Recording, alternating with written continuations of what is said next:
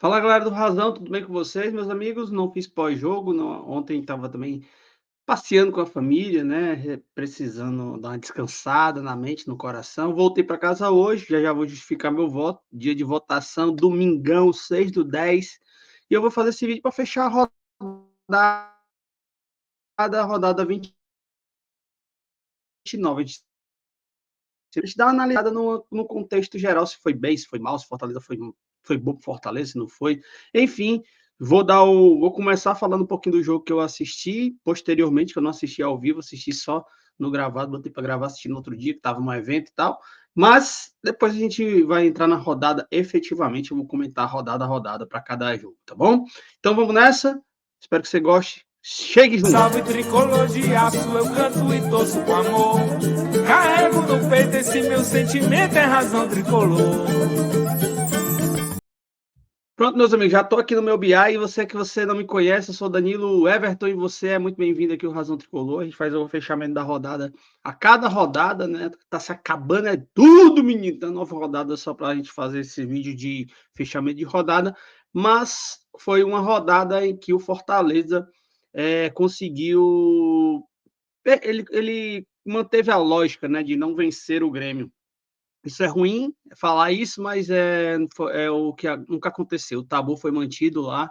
Fortaleza não jogou bem, na minha opinião. Eu assisti o jogo no gravado, como eu disse para vocês. Muito, muito, sei lá, acho que tinha margem para a gente vencer a partida, mas o Fortaleza jogou muito abaixo. E esse abaixo cobrou a sua conta, né? A sua conta foi cobrada e até 1-1 levamos o gol, fizemos 1-1, o time não estava se encaixado, não estava jogando bem, até o próprio Vojvoda disse na coletiva exatamente isso, e o frango acabou com a partida, né? O frango do João Ricardo tem muito crédito, mas ali detonou todas as possibilidades do Fortaleza seguir ali tentando uma vitória, né? Ali acabou mesmo a partida. Muitos jogadores maus, na minha opinião. A dupla de zaga perfeita, perfeita, assim. Muito difícil. O ataque do Grêmio é muito bom. A dupla de zaga foi muito bem. O Zé Wellison não jogou uma boa partida, na minha opinião. O Mancuso não jogou uma boa partida. O Pacheco jogou uma má partida também. Não gostei do Pacheco.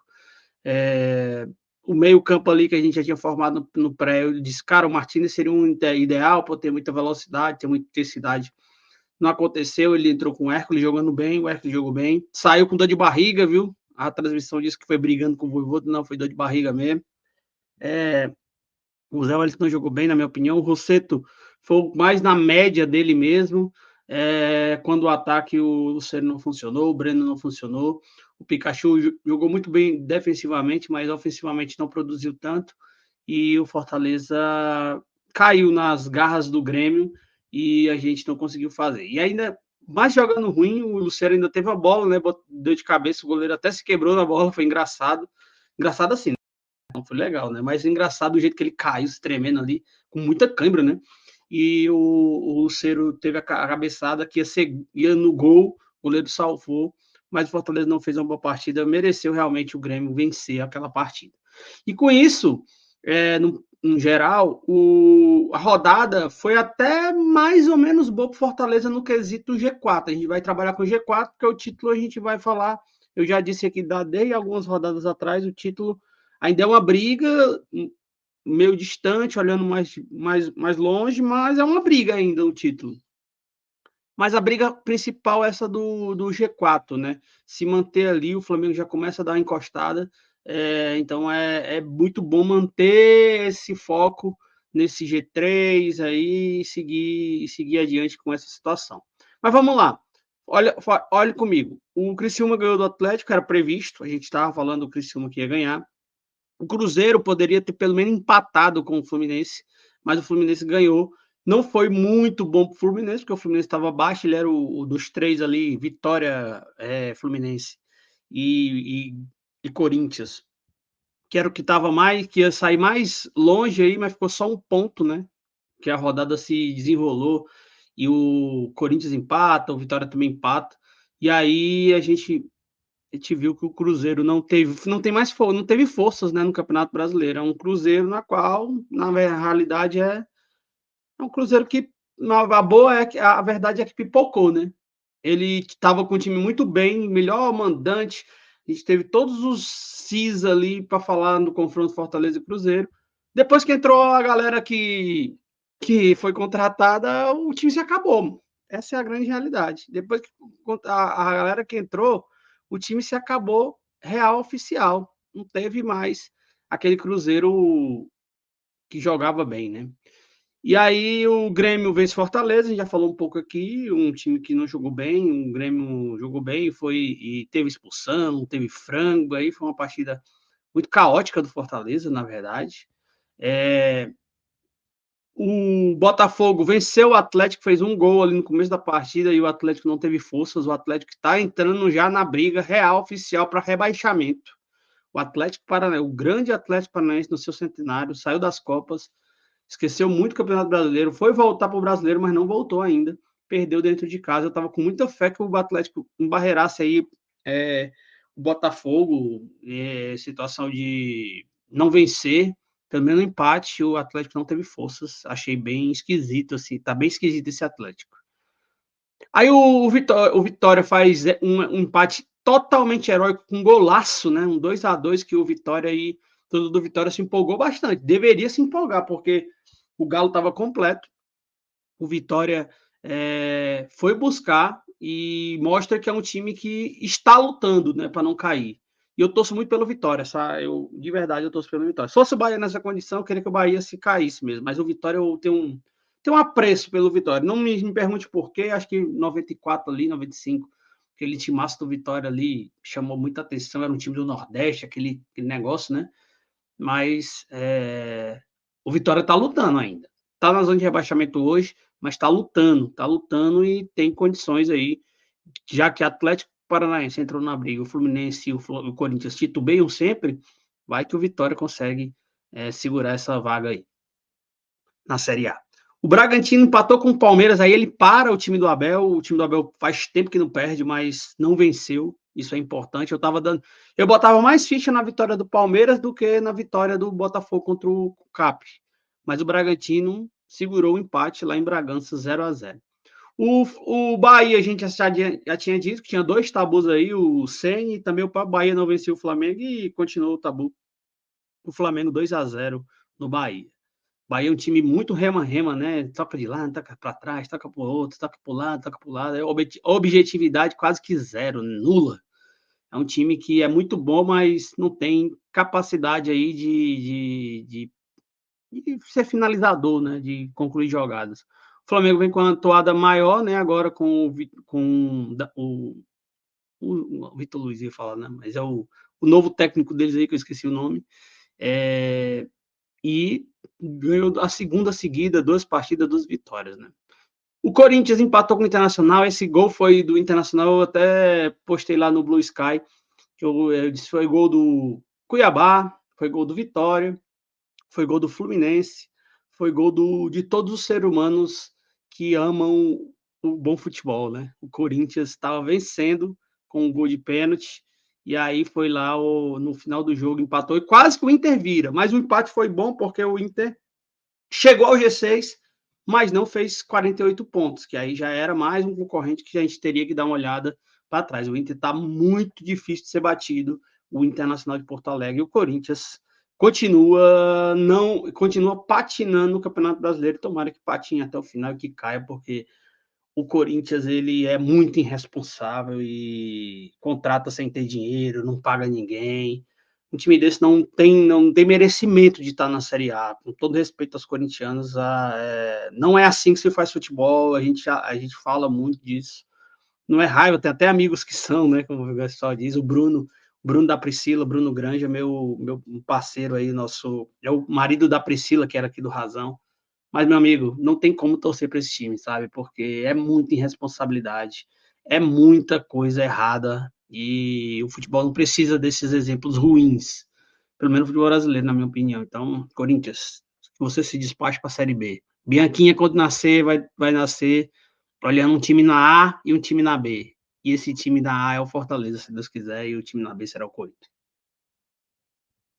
Cuiabá e São Paulo, Cuiabá surpreendeu na rodada, venceu o São Paulo por 2-0 com direito a golaço de bicicleta, meu amigo, do zagueiro. do zagueirão lá, e o Tricas, com maior posse de bola, maior chute a gol, não conseguiu empatar o jogo, pelo menos. Nem conseguiu fazer um gol, na verdade. O Cuiabá venceu o São Paulo por 2-0.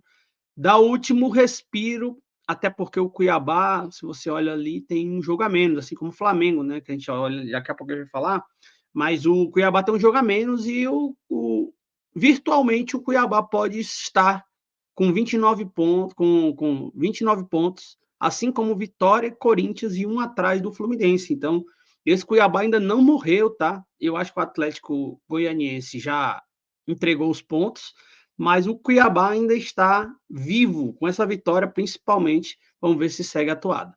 E por último, ali fechou a rodada da noite de ontem. Eu assisti um pouquinho desse jogo. Vasco e Juventude, no qual o Juventude foi muito surpreendente dentro de São Januário. Juventude fez o gol e deu gol. Deu o volante barra zagueiro do Juventude, deu o gol pro Vasco. O Payet fez um golaço, mas foi uma saída de bola errada e o Juventude só. E o Vasco só conseguiu atacar o Juventude assim, né? Tomando bola lá na frente e finalizando. Então, o Vasco. O Juventude achou um jeito de competir com o Vasco de uma maneira em que o Vasco se sentiu incomodado em São Januário. Para todos os times que estão indo para lá, que vão para lá ainda, ou o próprio Fortaleza, entender esse Juventude com muita velocidade, com muita intensidade, jogou bem demais, deveria ter vencido, acho que o merecimento maior, se tivesse merecimento no futebol, era a vitória do Juventude, mas isso não ocorreu. Enfim, o Juventude foi lá e empatou com o Vasco e botou 34 pontos, saiu um pouco dessa distância, botou distância aí, 5 pontos da zona de rebaixamento, 4 pontos do Fluminense. Então é um time que, assim como o Bragantino e Criciúma, lutam ainda para não cair e, quem sabe, ainda pegar um G10, tá? O campeonato está muito fatiado nesse sentido. E aí eu vou trazer o fatiamento do campeonato no quesito da tabela, porque o campeonato se achata, né, no meio, se destaca acima e abaixo também ele fica muito parecido com o meio. Por exemplo, para mim ainda continua, agora com a entrada do Flamengo real oficial, e o Flamengo tem um jogo a menos, tá? O Flamengo poderia ter virtualmente 54 pontos, porque ele pega o Inter em Porto Alegre, é um time muito difícil de ser batido, e o Inter, por outro lado, também pode ter até 49 pontos, que se ele ganhar no Flamengo, o Flamengo fica com 51, o Inter fica com 49, e aí ficam aí essa disputa acima. Então, virtualmente, na minha opinião, o Flamengo continua sendo o quarto, e o Inter, para mim, é o quinto colocado, tá? Para mim é o quinto colocado, porque tem que resolver esse jogo. Vai ter jogo na quarta-feira, só deixar um parênteses aqui. Jogo na quarta-feira, Atlético Mineiro e Grêmio, e aí os dois já fecham os 29 pontos, eles resolvem. Vai ficar faltando Inter e Flamengo, esse jogo aí que nos interessa bastante, e tem alguns jogos para ser faltantes aí também, que é o do Vasco, que é o que tem Fluminense, tem envolvido, tem Cuiabá envolvido, e tem 2 vezes envolvido o Atlético Paranaense. O Atlético Paranaense só tem 27 jogos, tá? O Atlético Paranaense tem 2 jogos a menos, então o Atlético pode sair dessa confusão se vencer os 2 jogos atrasados e seguir o rumo. Nenhum deles vai interferir muito na parte de cima. O que mais vai interferir na parte de cima, real oficial, é o Inter e Flamengo, que ainda não está marcado ainda. A CBF acho que não marcou esse jogo ainda, então só esse jogo, o resto tudo meio para baixo da tabela. O Inter e Fluminense é um jogo que vai interferir diretamente no topo da tabela.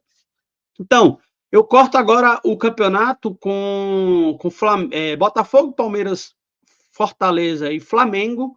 Aí eu corto outro campeonato com São Paulo, Inter, Bahia e Cruzeiro, certo? E a partir daí eu corto o campeonato do Vasco até o Juventude e aí do Atlético Paranaense até o Cuiabá. Primeiro, briga por G4, até título ali em cima, o meio ali onde que eu cortei o São Paulo até o Cruzeiro, briga pela pré, tentando buscar uma vaga na Libertadores fase de grupo direto, no G4, mas aí o G6 é a briga aí, porque já falamos várias vezes que eu não sei nem se vai ter G8 esse ano, em relação aos times que estão disputando as Copas. A briga do meio da tabela ali, do Vasco, o Vasco ainda tentando entrar nesse G8, mas ainda está com 6 pontos, que podem ser 3 no futuro, quando o Vasco jogar sua partida. Até o Atlético também, 3 pontos, pode ser, né? Então, é muito difícil calcular isso agora, deixar acontecer as partidas, mas o nono e o 10º estão muito na briga ainda por esse G8, tá? Mas ainda é um bloco abaixo.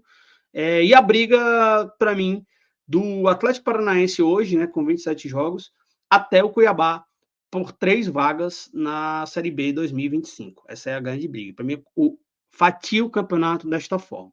E aí, olhando para o nosso caso de título ou não, Fortaleza ficou distante agora, mais 5 pontos, né? 5 pontos. Mas nada é perdido, nada é por acaso, porque o campeonato não se resolverá no mês de outubro. Lembrando que teve uma partida no mês de outubro, tem mais 2 partidas no mês de outubro, mas novembro e o comecinho de dezembro é a loucura do campeonato, que é quarta domingo, quarta domingo, quarta domingo, quarta domingo. E aí tem um Botafogo na Libertadores, tem uma semifinal para disputar contra o Penharol, depois vai saber se ele passar com quem ele joga uma final, lá na Argentina. O Palmeiras está full no campeonato, o Fortaleza está full no campeonato, o Flamengo está na Copa do Brasil, buscando, o São Paulo está full no campeonato, o Inter também totalmente no campeonato, o Bahia totalmente no campeonato e o Cruzeiro está levando a Sul-Americana muito a sério. Então, para esse G8, os 2 times aí, Botafogo e Cruzeiro, e o Flamengo também, os 3 times, eles têm outra competição. Então, essa outra competição pode diminuir seu potencial de pontos dentro dessa competição que é o Campeonato Brasileiro. Foi bem surpreendente, na realidade, essa vitória, essa não vitória, na verdade, do Palmeiras contra o Bragantino, pelo tudo que o Bragantino está vivendo. Então, para você ver que o Campeonato Brasileiro não é esse campeonato correto, ou certo, ou lógico.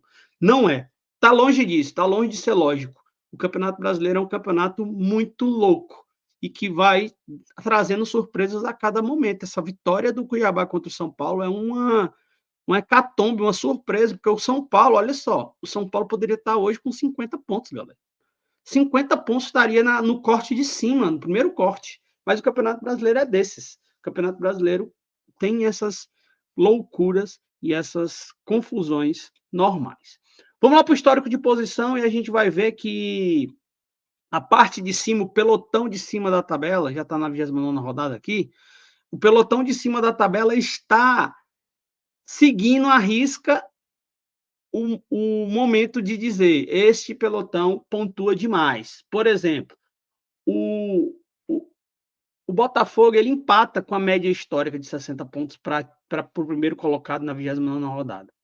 O Palmeiras ele está acima 2 pontos dessa média histórica, que é 55. O Palmeiras tem 57 hoje. O Fortaleza está acima 3 pontos. A pontuação do Fortaleza é muito acima da média, tá? Do terceiro colocado. O Flamengo também, com jogo a menos, está com 2 pontos a mais. E aí o São Paulo e o Inter, eles empatam, o Inter com jogo a menos, e o Bahia está 1 a mais, e o Cruzeiro também está 1 ponto a mais da média histórica do campeonato. Você vê que a galera de cima pontua demais. Enquanto a galera de baixo, né, do pelotão de baixo para baixo, do meio para baixo, está pontuando de menos, mas aí tem que relevar a questão dos jogos faltantes. Por exemplo, o Vasco e o Atlético, se ganharam seus jogos, não sei nem com quem eles jogam, não lembro, eles poderiam estar na média também, com 40 pontos os dois, do nono e do 10º. Então, é um campeonato muito louco. Olhando essa tabela ontem, eu vi um negócio interessante. De 2016 a 2023, 1, 2, 3, 4, 5, 6, 7, 8, 9, 10, 11, 12, 13, 14, 15, 16, 17, 18 campeonatos. 18 campeonatos em 14, eu acho. 1, 2, 3, 4, 5, 6, 7, 8, 9, 10, 11, 12, 13. 13 campeonatos dos 18. 13 vezes quem era primeiro colocado nesta rodada foi o campeão. Por isso que ele está pintado de verde aqui, porque eu pinto de verde a última colocação desse time. Então, o campeão nessa rodada tem 13 vezes de 18. 13 vezes, é muita coisa, tá? 13 vezes de 18, ele foi campeão. Mas tem as exceções. A primeira exceção vem em 2008, no qual o quarto colocado foi bater o campeão, que foi o ano de 2018, que foi o que era Aí deixa eu ver quem era ele aqui, era o São Paulo. São Paulo bateu campeão em 2008, ele estava em quarto colocado, quem liderava naquela época era o Grêmio em 2008. Aqui em 2009, quem bateu campeão, olha só, o sexto colocado bateu campeão, e era o Flamengo, em 2009. Sexto colocado, Flamengo, em 2009, bateu o campeão. Já que em 2010, o Fluminense bateu o campeão, ele era segundo colocado aí neste Campeonato Brasileiro. Outra exceção em 2020 foi acho que foi a do Flamengo aqui também, 71 pontos. Ele era quarto colocado e bateu o campeão em 2020. Assim como em 2023, o Palmeiras era o terceiro colocado nessa 29ª rodada e ele bateu o campeão. Olha só, o Palmeiras estava a 10 pontos do líder. É muita coisa, gente. É muita coisa. Essa diferença só não é a maior, né? A outra menor que teve foi a de 2009, na qual tinha 9 pontos do sexto colocado para o primeiro. E esse primeiro, que foi o Palmeiras, titubeou e perdeu o campeonato naquele ano. Então, para você ver, em algumas exceções não se resolveu o campeonato nessa rodada ainda. E eu acho que não se resolveu ainda porque tem um Fortaleza ainda lutando ali, meio que sendo um time dentro de casa, outro time fora de casa. Tem um Palmeiras que é muito forte, acostumado, né, a chegar nessas decisões e resolver pro lado dele. Então, acho que não tem muito, a gente ainda não tem muito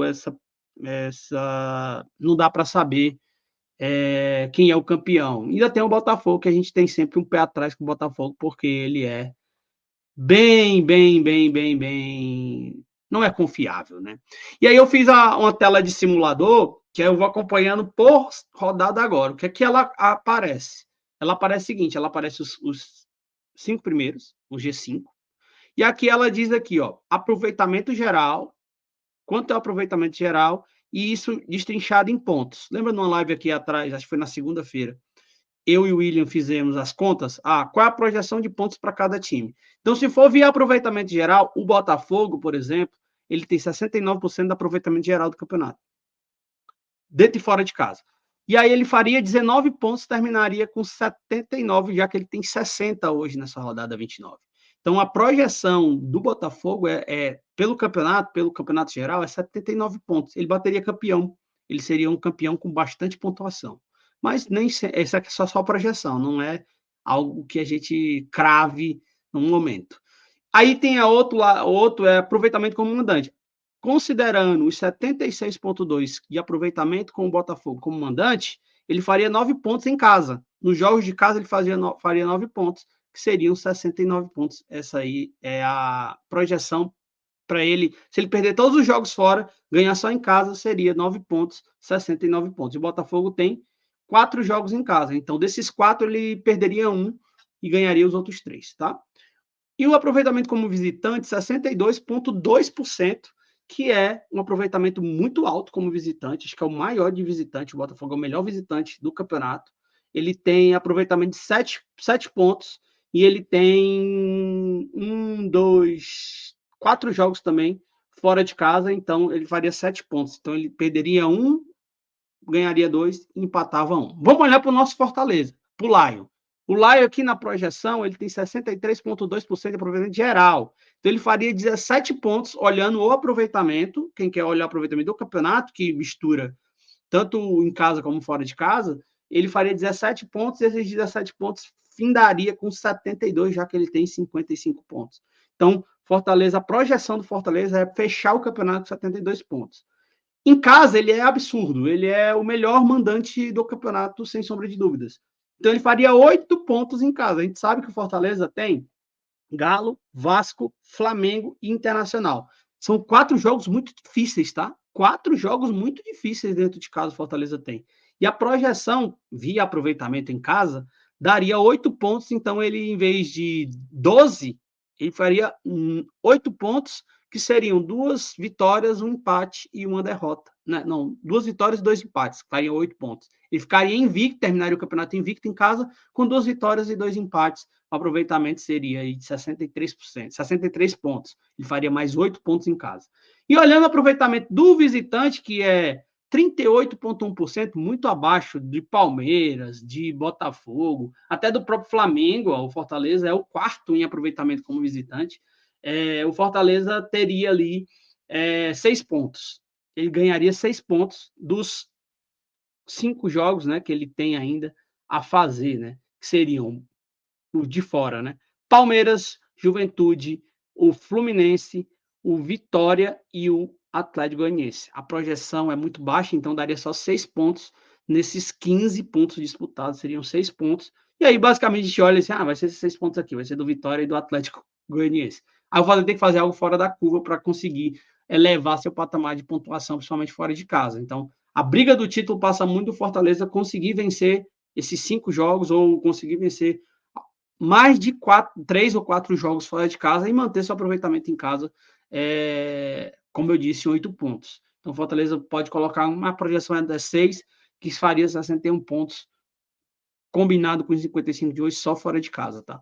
Então, tá aí. Projeção, no geral, do Botafogo para terminar o campeonato, 79 no geral, 75 do Palmeiras, 72 do Fortaleza, 67 pontos do Flamengo e 62 pontos do São Paulo. Essa é uma projeção que a gente tem de uma versus aproveitamento. Geral, mandante e visitante. É muito legal esse quadro para você ver. E aí, aqui do meu lado, bem aqui do meu lado, tá as médias. Ó. As médias de título 76,7, 76, 77 pontos.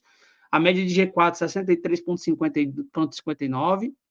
A média geral, de 2006 a 2023, tá? A média, 61 pontos do G6, a média da Sula, 51, e a média do Z4, 41,6, seria com 42, talvez escape do campeonato, no Campeonato Brasileiro, talvez escape, não caia para a segunda divisão. Isso é um número por Vitória, por Cuiabá, por Corinthians, por Fluminense, por Atlético Paranaense, e também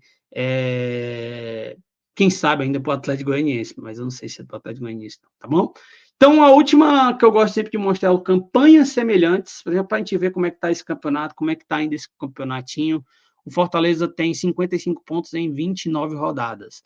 As duas campanhas semelhantes a essa são duas Libertadores, e a posição final foi segundo colocado. Foram os vice-campeões de 18 e 19, que são Flamengo e Santos. Lembrando que esse Santos aí perdeu para o Flamengo, porque o Flamengo foi do Jorge Jesus com 90 pontos, ele esticou a média, ele quebrou os parâmetros dos cálculos aqui, nunca bateu um campeão com 90, o Flamengo foi lá e bateu em 2019, 90 pontos.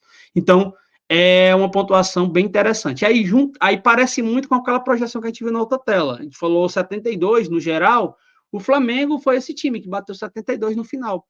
Bateu 72 no final.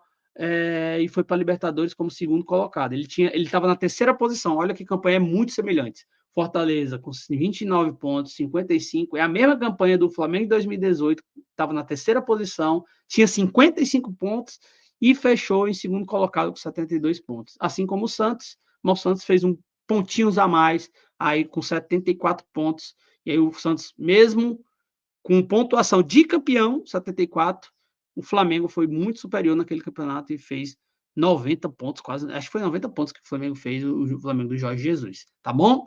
Então é isso, essa é a campanha semelhante do Fortaleza, você viu que ela bate com uma campanha de segundo colocado nas duas edições, a 18 e a 2019, que teve campanhas bastante semelhantes a essa. Então tá aí, todo o raio-x, né, todo o parâmetro de tudo que a gente viu neste campeonato. Tem muita coisa para a gente ver aqui. Se a gente quisesse ver bastante coisa que tem, o meu BI tem muita coisa, mas eu vou ficar por aqui. Talvez mostre só essa aqui, que o Fortaleza permanece, né, nessa campanha de terceiro colocado, e que ainda vai permanecer uma rodada, independente do que aconteça na próxima rodada. O Fortaleza é a sexta vez que está como terceiro colocado, é a maior colocação dele em termos de rodadas, né? São 6 rodadas seguidas não, são 6 rodadas que ele está na terceira colocação,